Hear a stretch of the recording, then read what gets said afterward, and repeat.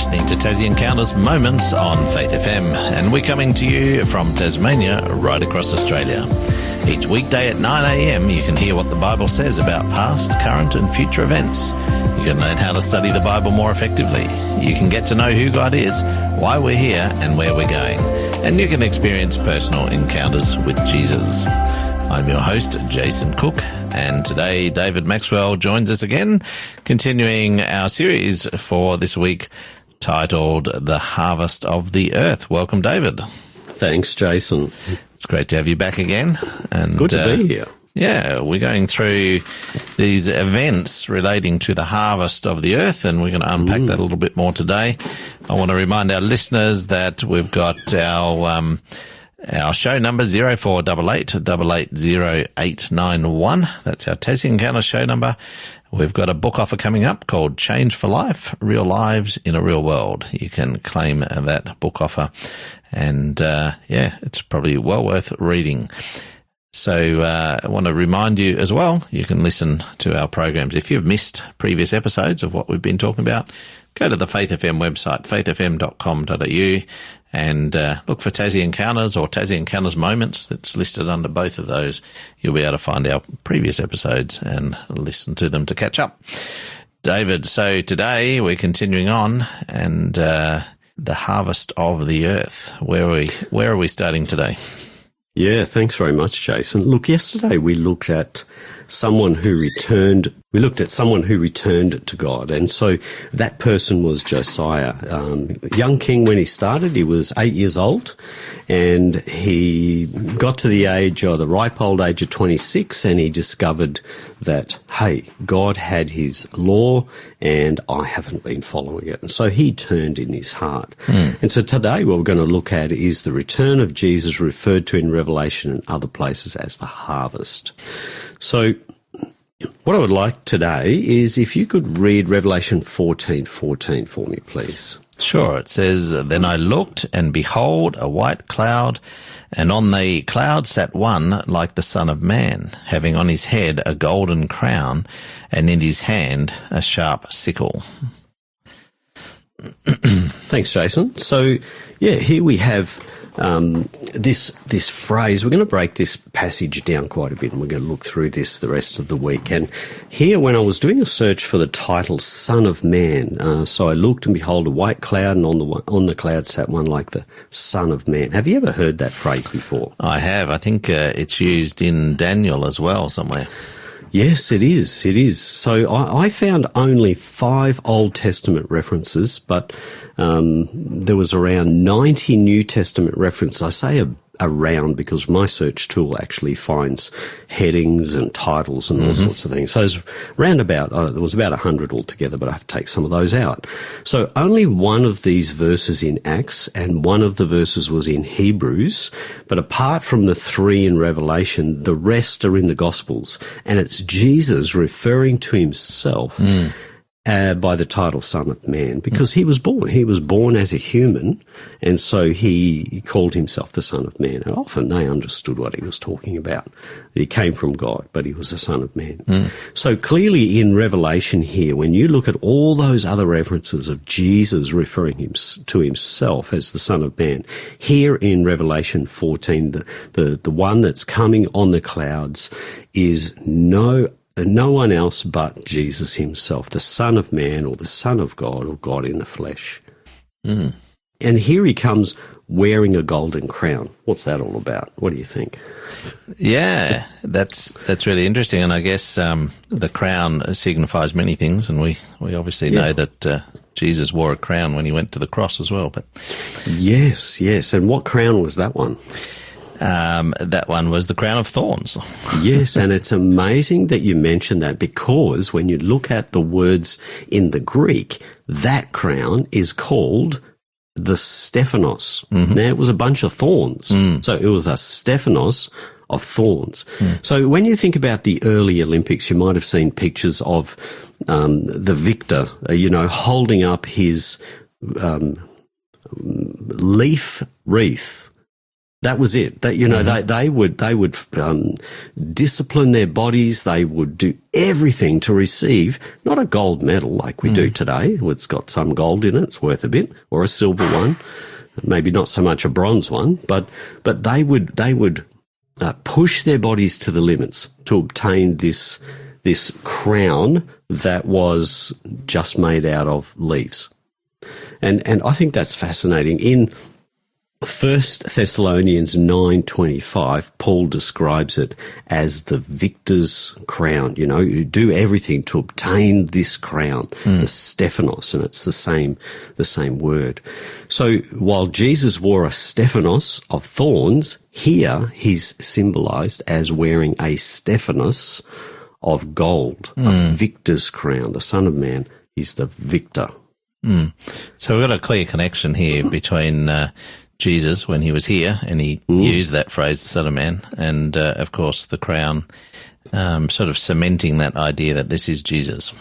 Yeah, absolutely. He wore the crown before. It was a suffering crown, but it was a crown of victory. So he had victory over something, and now he's coming with the victorious gold crown. He's no longer dead. He's living, and we'll look a little bit about, you know, what he's wearing a little bit later on. It also seems that John was shown a number of things like this to reinforce that it was no one else but Jesus. Now, why would Jesus be coming? You know, we talk about Jesus coming. Why would Jesus be coming with a sharp sickle? Now, that doesn't sound too encouraging, does it? It doesn't, but I think it's perhaps got a different meaning. Yes, look, I don't know if anyone's ever used one of those old sickles. Now, many, many years ago, it would be, let me think, 32 years ago, I had a really old sickle. We stayed with an older lady in Toowoomba when we came back from Western Australia. And when we came back, we just stayed with her for a little while, and she said, look, there's a whole bunch of tools. She was in her 80s to 90s, I think she was. She's a bunch of tools in the garage there. I'm just going to get rid of them. If there's any that you'd like, used to be my husband's, help yourself. And she had shovels that still had the original wood on these shovels. They must have been at least 50 or 60 years old. You wouldn't get a Bunnings shovel last that long, I don't think. Sorry, Bunnings. But nevertheless, she had this sickle, the one that it was a two-handed, I think it's actually called a scythe. A two-handed wooden handles, and there was a big, long, twisted piece of wood, and then this great big scythe at the bottom. Now, I had to sharpen that thing because I tried cutting the grass with it at my brother-in-law's place on the Gold Coast, and it didn't cut very well. But when I sharpened it, and it was really sharp, like cut a piece of paper sharp, it would just slice through the grass. And I would get it done almost as quick as a push mower. That's how good these scythes were. So I see that sickle and I think, so if you don't have a sharp sickle, it's going to take you ages to do the cutting of the grass. The cutting of the grass, that's it. So when I see that, I see, it had to be a sharp sickle that Jesus uses because he says, I'm coming quickly.